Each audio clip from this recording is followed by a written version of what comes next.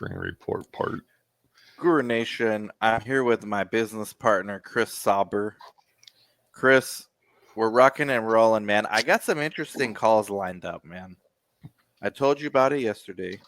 Mm-hmm. We're up to something on DSCS's services. We provide excellent services, hand holding for sites needing Do you want studies. to hold my hand? There's a song. Do you want to hold my hand?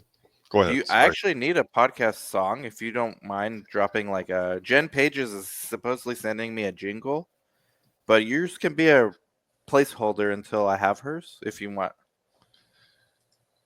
You gonna sing? No, I'm not. I'm not singing. Oh, okay. Well, yeah. So if you're a site that needs help getting studies, we got you covered. If you're a site established, new, doesn't matter. If your site needs help contracting on budget, we've been helping. Chris Sauber's been amazing at that, but we get something we're working on to make it even more amazing that hopefully we can bring out, I don't know, maybe by this time next year. And other than that, Chris, we have an eventful, looks like second half of the year for our site, Yuma Clinical Trials. Chris is a co-founder of it, and he's just not locally here, but that's the new modern dynamics of research sites. You don't have to actually be in the location that you have a site if you have the right team in place. And we have actually some pretty interesting opportunity. We have some expansion opportunities outside of Arizona. I won't announce anything else. I don't want to jinx it. But we got some stuff. We're trying to do the site network thing on our own, kind of like Brad, inspired a little bit by Brad Hightower. Turns out there's appetite for research, especially amongst underserved community organizations. So I don't know. That's enough said right there, right? Probably. I think what I wanted to talk about was scaling your site. So creating a site is one thing, right? But then building the money's in site networks right now. And I know a lot of our audience, they watch us, they listen to us because of the money. They're like, okay, but how am I going to make these 7, 8 figures? Well, listen closely. Just You're like not Chris's. without some work. Well, that's some work. Listen closely, like Chris Bugs Bunny's ears on his shirt. Ah, If you are listening, you're missing out on like a classic. This is like a Space Jam shirt.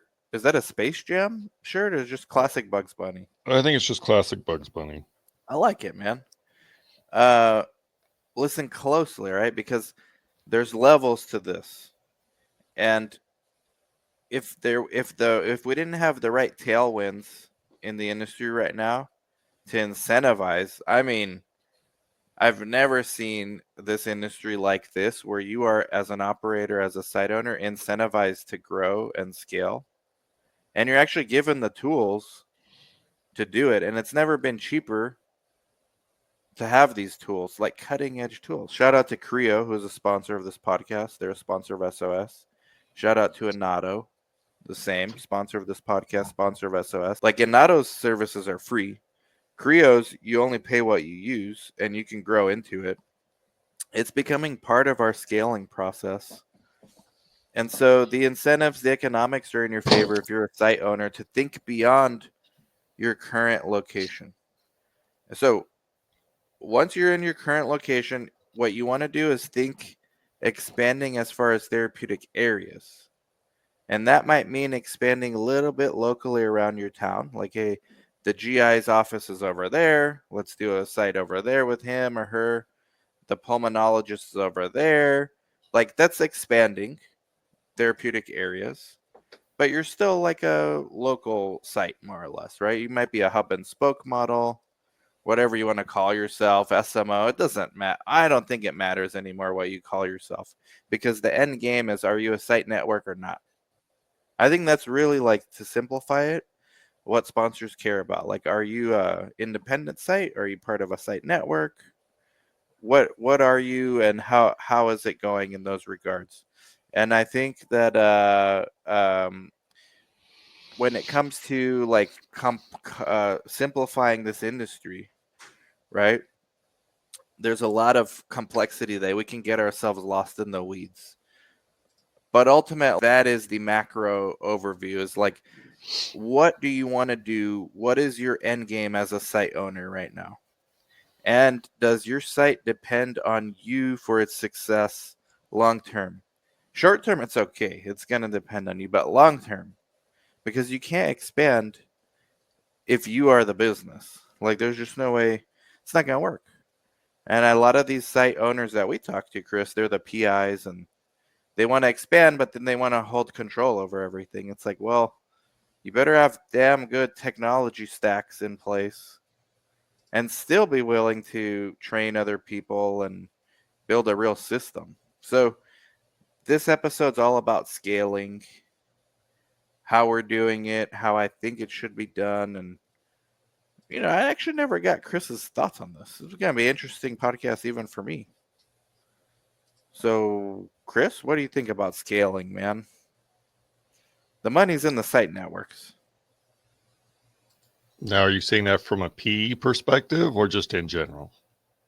In general, I mean, I think the PE being willing to, and those are private equity, the fact that private equity exists right now in such large numbers and are willing to throw money at sites so loosely is just the incentive.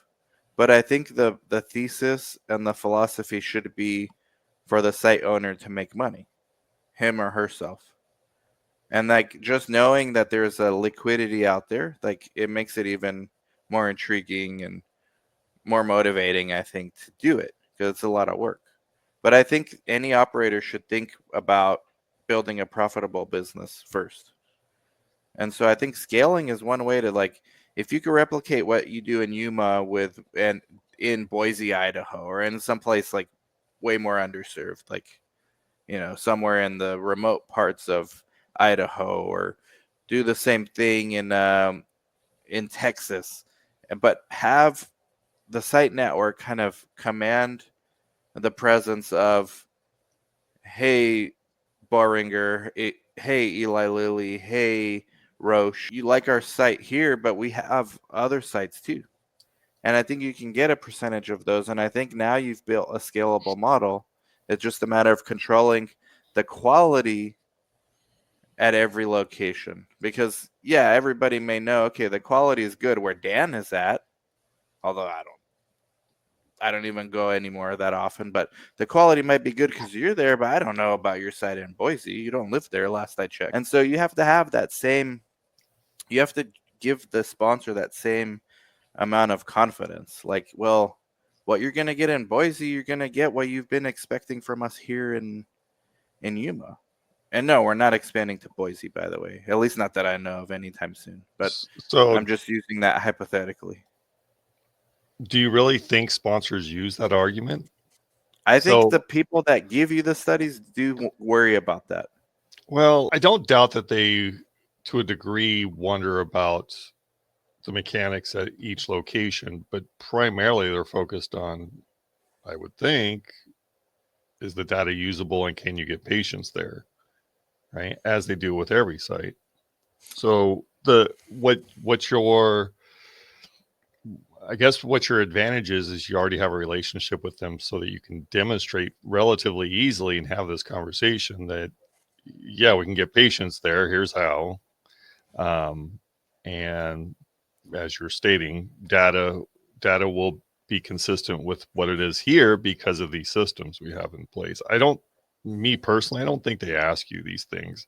I think the advantage is that you're already in a relationship with them as a site, and it's more readily available to proposing other sites. Yeah. Oh, yeah, you're right. They're not going to ask you these things, but in the back of their head, if you have a contact with Pfizer and your site in Yuma has been doing really good with Pfizer, and you kind of made the person who selected you at Pfizer look good, right? And then you tell them, hey, I got a site in North Dakota. okay, they're gonna tell you, well, that's not my direct area, but I can refer you to my colleague who runs that part of the country. But in the back of their head, they're thinking, well, am I gonna look stupid to refer? I don't know anything about that site. So they're gonna tell their colleague, hey, they've worked really good for me here in Yuma. It's unproven in North Dakota. They're brand new out there, but I think it's worth giving them a shot because here's what they did for us in Yuma. But now Well, in the back of that guy's mind in North Dakota, they're like, well, that doesn't guarantee they're going to do good here. a That just shows me convers- what they did over there. more likely that conversation would be, in your example, would be they've done well for me here in Yuma. You may want to have a conversation because they may do just as well for you in North Carolina, but I can't guarantee that. I haven't worked with the North Carolina site or something to that effect. Yeah, of course. But then that person who they just passed it off to is internally thinking all these things. Well, how do I know? We've been promised this before and it's been failed and we've had audits and those sites are horrible. But I would never work with. But again, I don't think that's their primary concern. Their primary concern is, can you get patients? See, that's where I think the bigger pharma, that is their concern. Because they've been I here. disagree. Well, they've been here this week where they've been doing an informal audit. Like, it's not really an audit. They were just a little concerned of some of the speed at which we were responding to queries. But then when they came, we got it fixed. They figured out why. But the person had to actually come from the sponsor and co-monitor to figure out what's happening. And then they figured out that I completely agree. They are worried about data. If the data is not usable, they're wasting money. But again, they first and foremost, cart before the horse or horse before the cart. You need patience, or you're not going to have any data. And I don't think that's their concern with us, but their concern was like how fast you're answering queries. But new sites, that is their concern. First, can you get patients? Second, do you know what you're doing? Sure. Second, do you know what you're doing? I think the second you know what you're doing, yes. And know what you're doing is by, can you collect usable data? Yes. I think from a site network perspective, we can expand this little area. From a site network perspective, if you're telling Pfizer, hey, as you can see, we've done well for you here. We have give my site in North Dakota a chance. I think they already North Dakota or North Carolina? I thought it was North Carolina. North Dakota because North Carolina has a lot of sites. Okay. Give my site in North Dakota a chance. I think they already assume that you know what you're doing because it is connected to you. I think they can't assume the quality or the fact that you will actually be able to replicate your enrollment in another place. I don't think they worry too much about you don't know what you're doing because you're not, as a site network, you're not giving the vibes that you don't know what you're doing. But you might be giving the vibes you're expanding too quickly or you're reaching into territory you can't control. That's what brought the Roman Empire down. They kept expanding until they couldn't control those outer regions anymore. But that's where it gets back to what you said initially. That one regional director is stating, yeah, they do good work here, so they're going to be less concerned, in my opinion, about work. But now we're in a new location. How do you get your patients there? Because just because you can get patients at one location does not mean you can get them at another. Correct. The work is transferable in my mind. Right. Especially with all the electronic systems these days. So they're going to be less concerned about your quality of work if you've already demonstrated that, and more concerned, regardless of how well you've done at recruitment at each individual location. Yeah. And there's always local nuances like, well, is this PI as good as that PI? Or maybe they're better.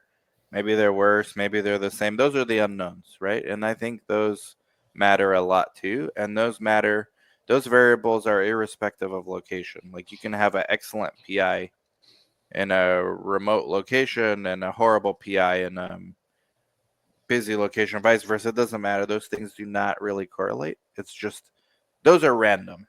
Those are things Yeah. the sponsor's like, okay, I can't. It's And not apples to apples because Dr. Smith is not Dr. whatever. and we can attest to that directly. We've had studies with multiple PIs, and the quality of work is vastly different from one to the next.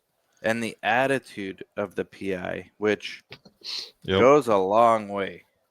If you, it's interesting in the context of site networks because you can talk about scaling and making everything uniform and reducing as many variables as you can for the sponsor. But the most important variables like PI oversight, you can't, because PI oversight is more than just tools empowering a PI or a site. PI oversight literally boils down to the attitude of the PI. And so you can have a sponsor telling us a PI, as good as the site director of a site may be, when you boil it down to first principles. I've been on a teleconference last month. I was doing all the talking.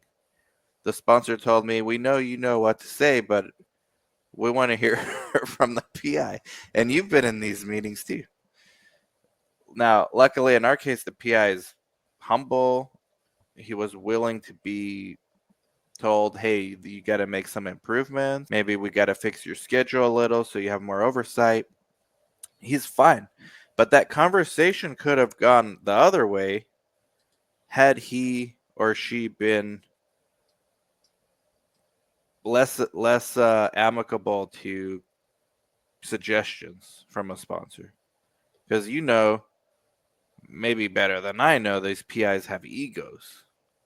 And their egos are on a spectrum. Some are manageable and others are worthy of a biography, like for historical purposes. So you cannot change that variable unless you just scrap one, like you start looking for sites with PIs that have good attitudes. And I don't know site owners. Wait. I got to stop you right there because it's a good segue. But you love this. Speaking of good attitudes, so there's a story. We had 2 PIs at this one location. I'm going to eat because my Schlegel just brought me breakfast. Sure. And this one is going to be a really short story, Dan, but no, go longer, man. Give me some bites. So 2 PIs, they're in our research. So the setup was research was on one side of the hallway, clinic was on the other side of the hallway. And one PI is in there, and again, to demonstrate attitude, one PI is in there having a conversation with the coordinator. The other PI comes into the office and he says, okay, it's your turn to go across the hall and make the staff cry. I just got done doing it. Do you recall this, Dan? No. Where was I during this? Well, this is a story I wasn't there either. This is the coordinator telling this story. I think that would have been burned into a core memory of mine. Yeah. So I'm sure you know who these people are. So far, no. One of them you still have a relationship with. So again, PI number 1, and of course, if they're treating their staff at the clinic this way, they're treating their staff everywhere this way. PI number 1 is having a conversation about some requirements of the study with the coordinator. Second PI comes in and says, hey, staff needs a better chewing out. I've already made them cry. Go make them cry some more. They told you this? No, they told the coordinator this. Okay. They weren't telling the coordinator this. This was a conversation between the 2 doctors. I don't remember, man. I wish I would. You got to give me some hints. Well, we still currently talk to the coordinator nearly every day, if not every day. Me? Yeah, you. Where have you had 2 PIs where the setup was the research site was directly across the hall from the clinic side? Well, I had that set up at 2 places, so I don't know which one. Okay, well, which one am I familiar with? Okay. I was leaning towards that. Well, you should be more than leaning. It's the only one available. Okay, man, no. But You so don't what's the remember point her though? telling you this story? Not really, but like I Uh, get uh, it. What's the point though? The uh, point uh, is PIs are no, your attitude of your PI is going to suck at times, right? hmm, Because you were saying you had different attitudes among doctors. Of course you do. Some yes, yes, treat you well, treat everyone well. Matter of yes. fact, at an investigator meeting one time, this was more than a decade ago, it was a psychiatrist, and he literally, because he started getting pissed at me when I kept calling him Dr. So and so. He said, I've told you, because we hung out the whole time I don't know why we got along so well, but we hung out the whole time, all 3 days at the investigator meeting. Was this in New Orleans? No, no, this one, I think this meeting was in Because I know Chicago. the famous New Orleans. No, this meeting was in Chicago. This was a doctor I'd never met.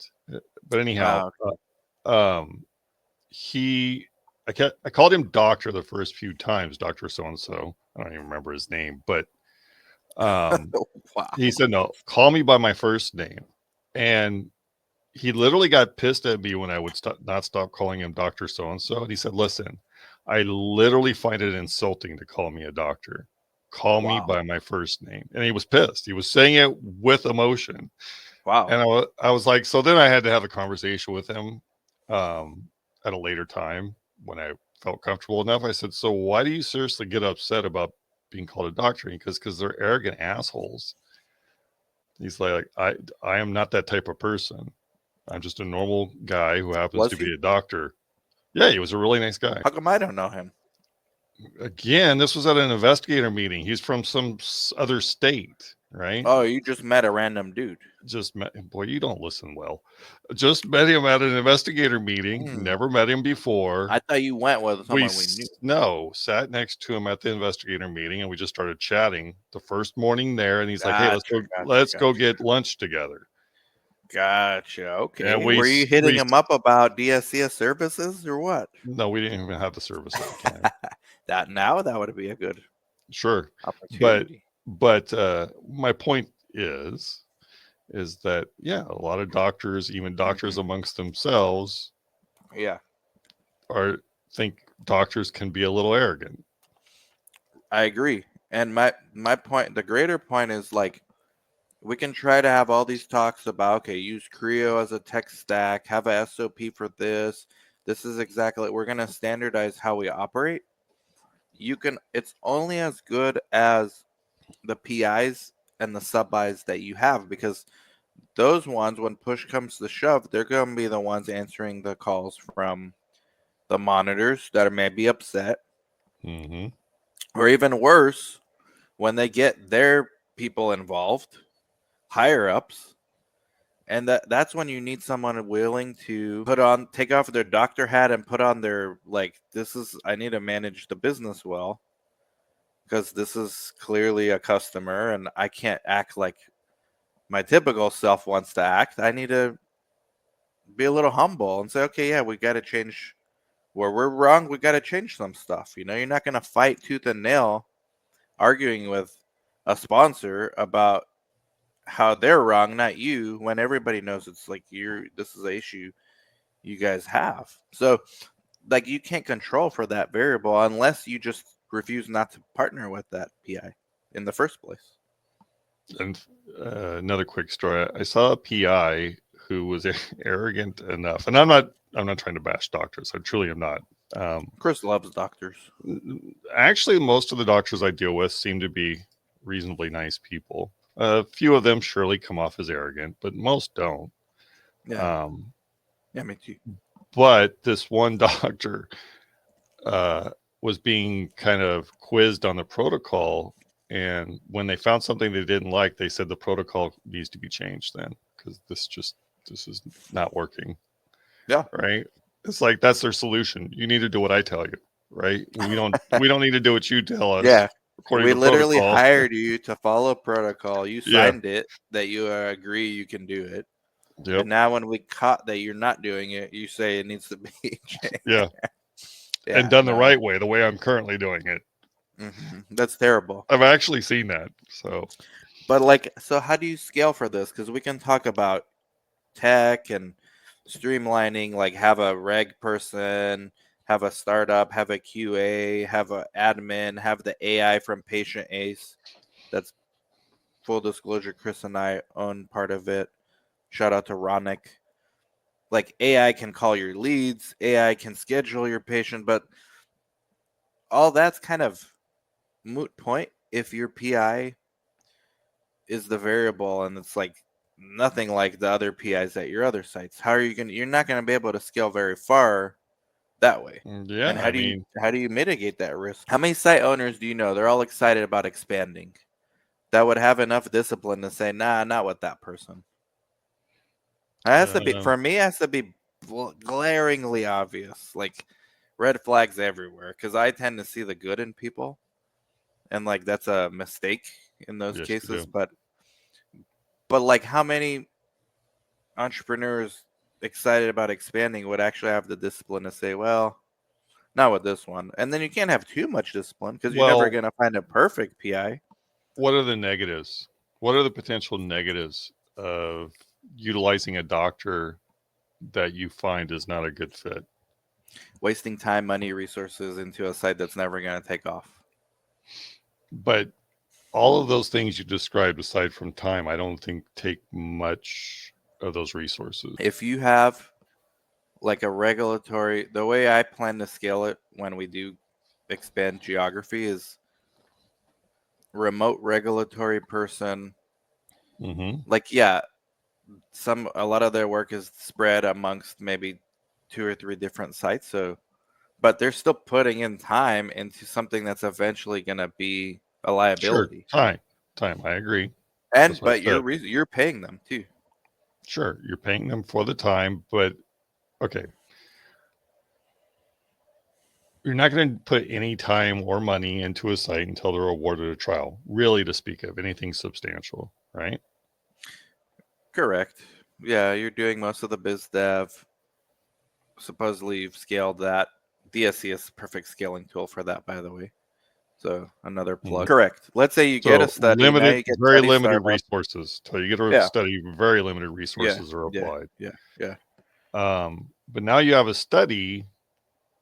Well, I think it becomes pretty clear relatively quickly once you have a study that this may not be a good fit, right?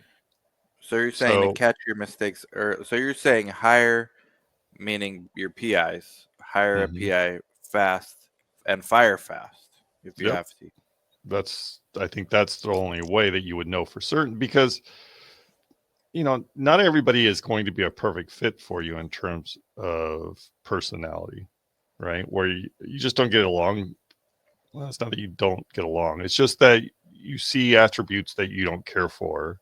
That doesn't Right, mean you can't run a business with this person unless they're just awful, right. right? So in terms of work ethic or business smarts, you don't know that until applied, right? So you kind of have to experiment. Now, there are times when you just know this person's not going to work because of your conversations with them. Now, when that's evident, then of course you don't move along. But and they're going to be for obvious reasons, like, hey, I only want to work an hour a week, but I need $1 million a year to do this. And I'm exaggerating But for yeah, effect, but you can have those conversations, right? Like one of our clients right now, his PI wouldn't work with him for any less than 50%, and he doesn't do anything. that's a red flag not to start. I mean, Yeah, you don't have a exactly. business there. Exactly. So that would be one you could forego. So I Speaking think on that unless, 50%, I've only done that once and I regretted it. Like, this just doesn't make sense. yeah, unless it's blatantly obvious, I think your only mechanism of control is go ahead and move forward, but make sure that once things are rolling, you have a study, you're seeing and screening patients. Is this PI doing what's necessary for business success? If not, then that's your one and done, right? You've done the one study, you're out. Or maybe even you ask for early closure on the study if it's that bad. And you won't lose money because, for the most part, maybe you lose a little because you do get steady startups and closeouts, which will probably cover your costs or close enough. Well, I think the risk is worth the reward, personally. I think so too. Actually, to steelman your argument, which I will do a little bit more. Let's say you find a PI in a new place. The nature of these studies is like a lot of them need specialist sub-by. So like Mhm. this is what happened with us with Dr. Smith and Yuma. Like the first study we got, okay, we'll give it to Dr. Smith. He's an internal medicine, but we really would like you guys to have a sub-by dermatologist. So then I asked Dr. Smith, hey, they're gonna give it to us, but we need a sub-by. Do you know any derm? He's like, yeah, across the street. I'll go take him your business card because he knew him. And boom, we got 2 PIs now because that other guy was interested in doing studies for himself. That was Dr. Harris, who you know now. We've had conversations with. So even let's say in our situation, let's say Smith was not good and didn't work out. It turned out he's the opposite. He's a keeper. But let's say he wasn't. We can cut him off, but now we have Dr. Harris. We can still build in that new territory because we did get referrals. Like every PI, even if they're bad attitude, bad ego, have resources at their disposal that you can still kind of benefit off of as a site owner, and you should do it quickly. Mhm. Namely, your Rolodex. Like, what other specialists do you know? We can get other studies. Yep. So then, even if they end up being like a tyrant or like the Someone you Antichrist, can't work with. yeah, you can still have, before you just completely give up on a new territory. Well, we thank God we still have like this person that we met, Yep. and You developed your sometimes you can have, connections yeah. via this other doctor that you're parting ways with. And then the new doctor, they might know other people that your other one didn't. So once you're in a market, it's tough to not do well there if you already know how to do the business like this, how to build operations and all that. Because doctors do know each other, they do refer to each other. I think the private practices are important, but there's never been more of an incentive for sites that are independent to try to scale, and there's never been tools that are more accessible for sites like Patient Ace, like Creo, like Inato, like DSCS, and like a whole bunch more that are coming out. And so I think the tailwinds are in our favor if you're an independent site to try to expand. And I think we have a decade to figure it out before everything gets consolidated. I do think that time comes where everything's consolidated, or at least everything's significant. Yeah, I mean, you would expect research to go the way of private practices, and those are Yeah. slowly being absorbed by larger entities. Mhm. Or not even slowly, really more rapidly than slowly, I think.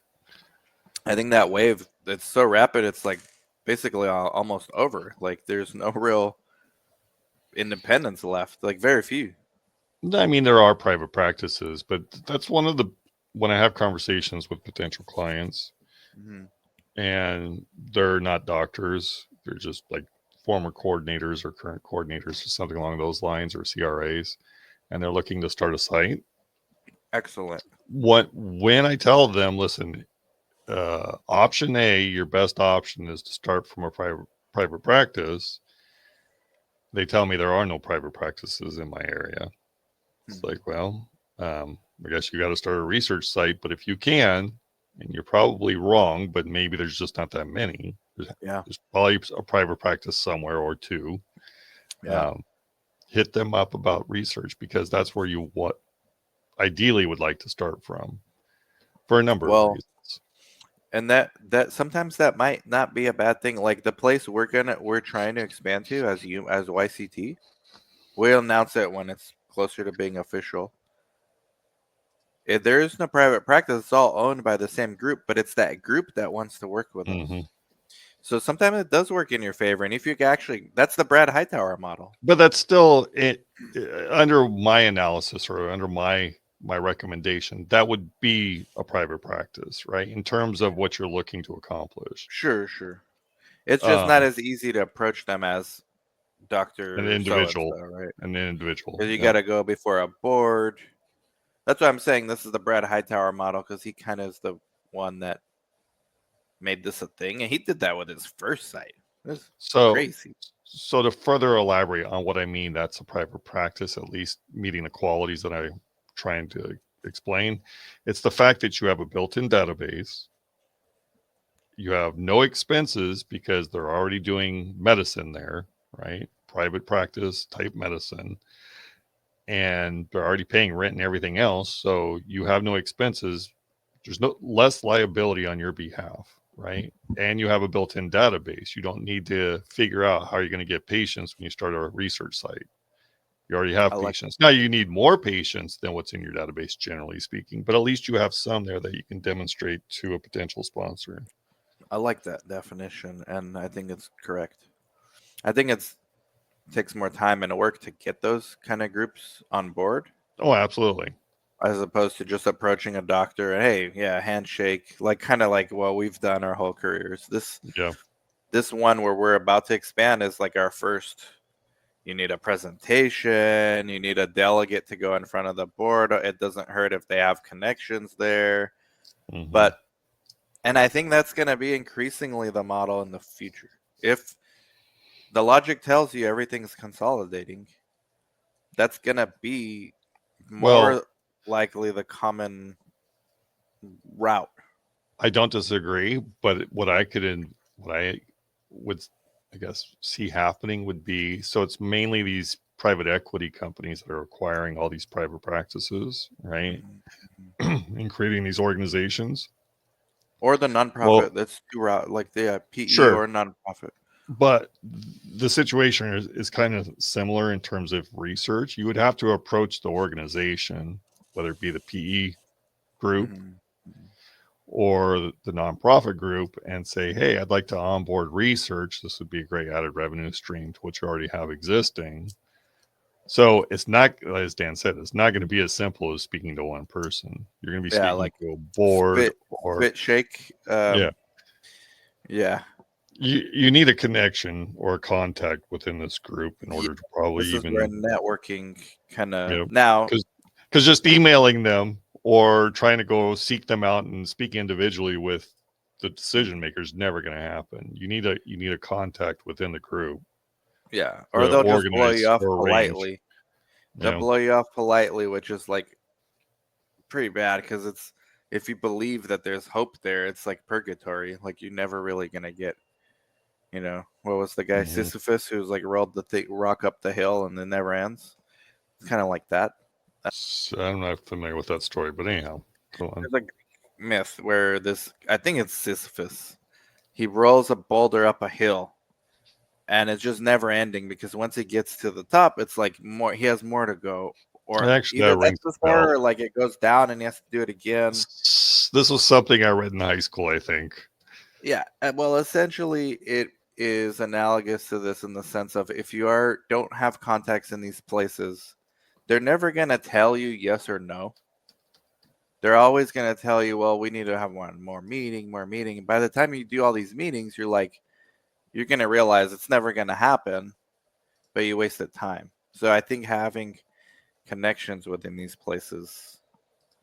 But it is going to be interesting to see if you do have the connection, like the Brad Hightower model or the model that we're going to try out. The beauty is if you can get that unlocked, you have literally every specialist at your disposal. Yeah, I mean, you can say yes to every damn study that comes your way.